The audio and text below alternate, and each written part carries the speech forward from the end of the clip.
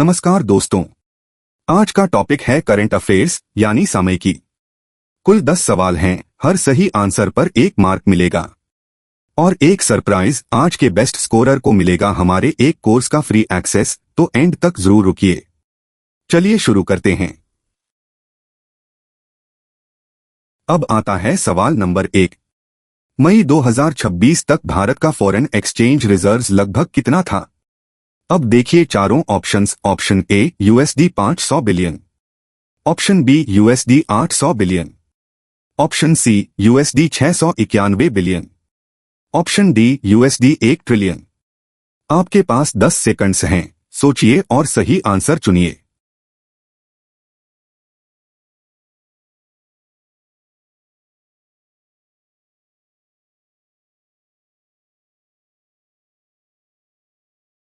तो इसका correct answer है ऑप्शन सी यानी यूएसडी 691 बिलियन। अब इसे समझते हैं। मई 2026 की आरबीआई डेटा के अनुसार भारत का फॉरेक्स रिजर्व्स 2 महीनों में लगभग यूएसडी 38 बिलियन गिरकर लगभग यूएसडी 691 बिलियन, सटीक तौर पर यूएसडी 690.69 बिलियन रह गया। इसका कारण रहा रुपये स्थिर करने के लिए आरबीआई द्वारा डॉलर बेचना, कच्चे तेल की बढ़ती कीमतें और सोने का रिकॉर्ड आयात। तो याद रखिए ये पॉइंट। सवाल नंबर 2 ध्यान से सुनिए।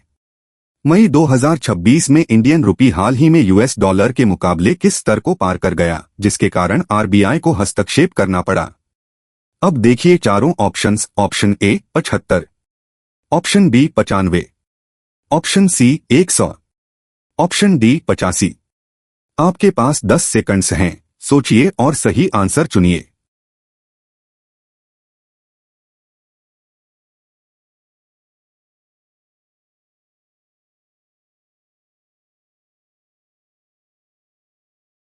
तो इसका करेक्ट आंसर है ऑप्शन बी यानी 95। अब इसे समझते हैं। ग्लोबल अनिश्चितताओं के बीच रुपये 95 पर यूएसडी के निशान को पार कर गया, जिसके चलते आरबीआई ने लिक्विडिटी शॉक्स सोखने और एक्सचेंज रेट वॉलेटिलिटी कम करने के लिए अपने डॉलर रिजर्व्स बेचे। कमजोर रुपये इंपोर्ट्स को महंगा बनाती है और इंपोर्टेड इन्फ्लेशन बढ़ाती है। तो याद रखिए ये पॉइंट। अगला सवाल नंबर 3। एफडीआई अप्रूवल्स के लिए revised standard operating procedure shop ने अधिकतम प्रोसेसिंग टाइमलाइन कितनी निर्धारित की है? अब देखिए चारों options. Option A 12 weeks, option B 10 weeks, option C 8 weeks, option D 15 weeks. आपके पास 10 सेकंड्स हैं, सोचिए और सही आंसर चुनिए।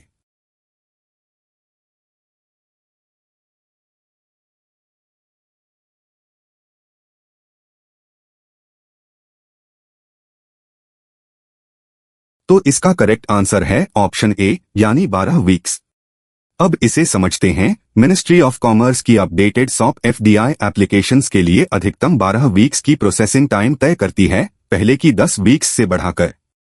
सभी एफडीआई प्रपोजल्स अब एफआईएफ पोर्टल या एनएसडब्ल्यूएस के माध्यम से पेपरलेस तरीके से दाखिल होंगे।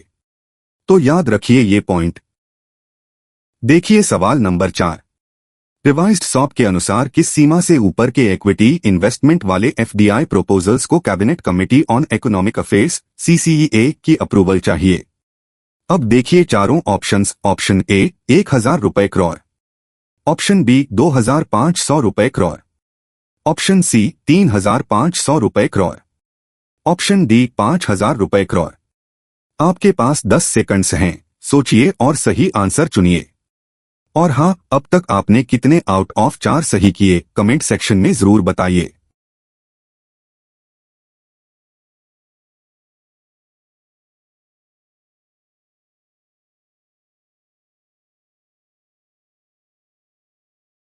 तो इसका करेक्ट आंसर है ऑप्शन डी यानी 5000 रुपए करोड़।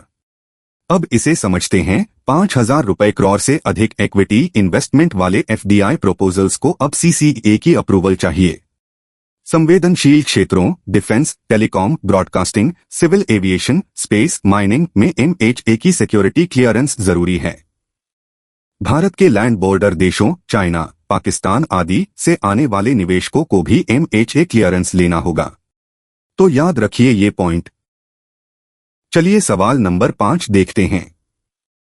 भारत वर्तमान में किम्बरली प्रोसेस केपी का चेयर किस वर्ष के लिए है और मुंबई में केपी इंटरसेशनल मीटिंग की मेजबानी कर रहा है? अब देखिए चारों options. Option A 2024, option B 2025, option C 2026, option D 2027। आपके पास 10 सेकंड्स हैं, सोचिए और सही आंसर चुनिए।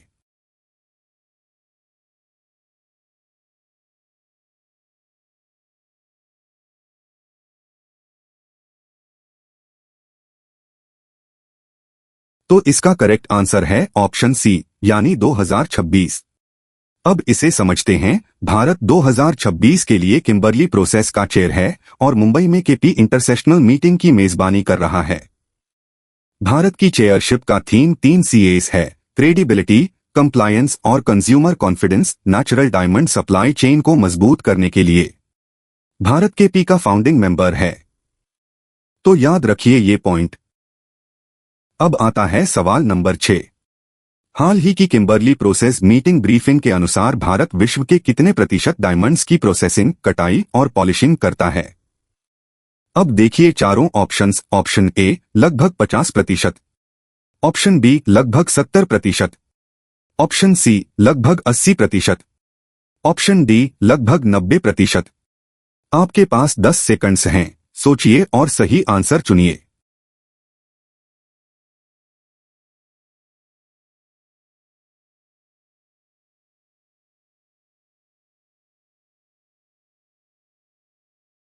तो इसका करेक्ट आंसर है ऑप्शन डी यानी लगभग 90%। अब इसे समझते हैं। भारत विश्व के लगभग 90% डायमंड्स की प्रोसेसिंग करता है वॉल्यूम के आधार पर, और ग्लोबल डायमंड टर्नओवर के मूल्य का लगभग 75% भारत में होता है। भारत मुख्य प्रोड्यूसर नहीं है। यूएई, बेल्जियम और रशिया से रफ डायमंड्स आयात करता है। सूरत विश्व का सबसे बड़ा डायमंड कटिंग हब है। तो याद रखिए ये पॉइंट। सवाल नंबर 7 ध्यान से सुनिए। हाल ही के एक व्यापक अध्ययन के अनुसार भारत के कोल फायर्ड पावर प्लांट्स से SO2 मिटिगेशन अनिवार्य किया जाए तो लगभग कितनी वार्षिक मृत्यु रोकी जा सकती हैं? अब देखिए चारों ऑप्शंस। ऑप्शन ए 1.24 लाख वार्षिक मृत्यु, ऑप्शन बी 50,000 वार्षिक मृत्यु, ऑप्शन सी 1 लाख वार्षिक मृत्यु, ऑप्शन डी 2 लाख वार्षिक मृत्यु। आपके पास 10 सेकंड्स हैं, सोचिए और सही आंसर चुनिए।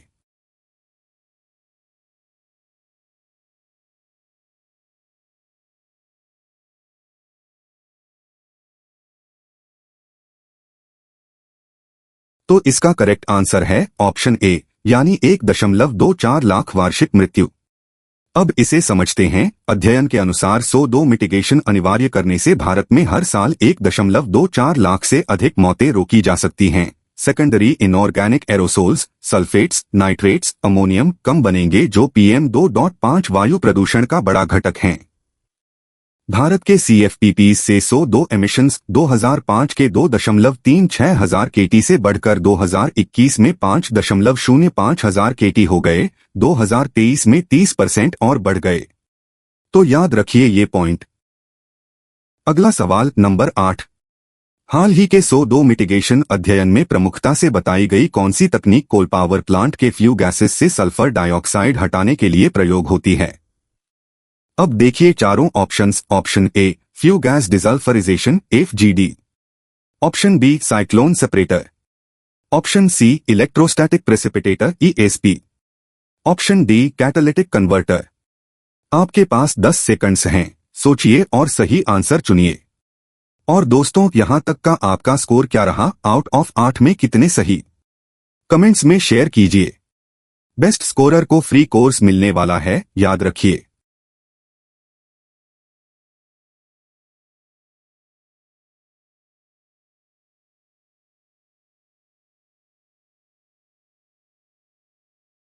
तो इसका करेक्ट आंसर है ऑप्शन ए यानी फ्यू गैस डिसल्फरिजेशन FGD। अब इसे समझते हैं। फ्यू गैस डिसल्फरिजेशन FGD वह तकनीक है जो कोल फायर्ड पावर प्लांट्स के एग्जॉस्ट फ्यू गैसेस से SO2 को रिलीज होने से पहले हटाती है।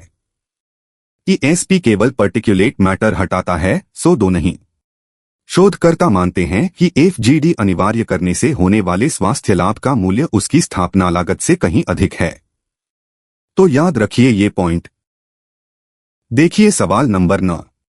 Lieutenant general N S. Raja Subramani को हाल ही में किस पद पर नियुक्त किया गया है? अब देखिए चारों ऑप्शंस। ऑप्शन ए, एक सेंट chief of defence staff CDS। Option B, Bharat के 3 RD chief of defence staff CDS। Option C, second chief of defence staff CDS। Option D, fourth chief of defence staff CDS। आपके पास 10 seconds हैं, सोचिए और सही answer चुनिए।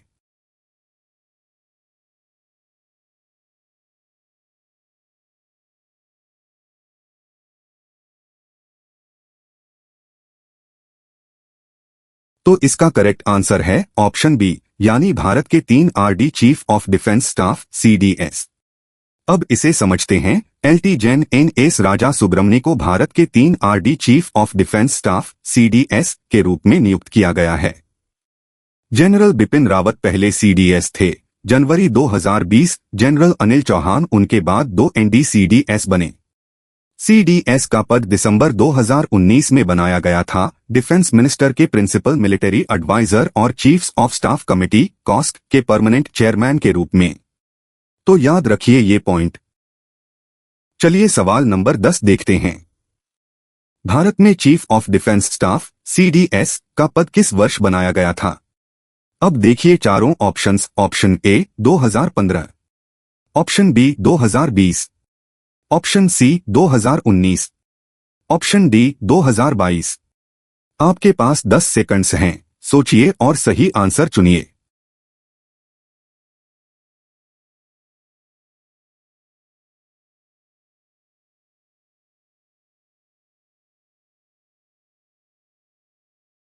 तो इसका करेक्ट आंसर है ऑप्शन सी, यानी 2019। अब इसे समझते हैं। CDS का पद दिसंबर 2019 में बनाया गया था और तत्कालीन army chief general Bipin Rawat को जनवरी 2020 में पहला CDS नियुक्त किया गया। यह पद कारगिल रिव्यू कमेटी 1999 और शेक्टर कमेटी 2016 की दशकों पुरानी सिफारिशों के बाद स्थापित हुआ था। तो याद रखिए ये पॉइंट।